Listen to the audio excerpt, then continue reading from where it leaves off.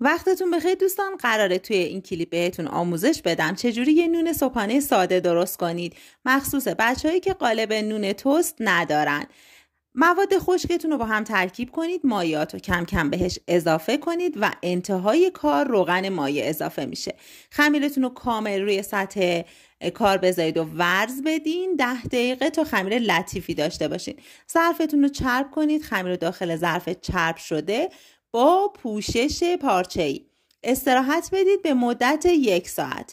بعد از استراحت خمیر رو 2 قسمت کنید، همطوری که توی فیلم دارید میبینید. من بهش کشمش هم اضافه کردم، شما میتونید هر مغزیجاتی که دوست دارید اضافه کنید و به صورتی که توی فیلم دیدید خمیرتون رو شکل بدید. دوباره بذارید نیم ساعت استراحت کنه تا حجم بگیره.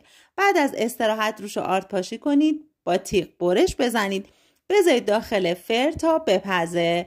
بچه‌ها ببینید من به عنوان نون توست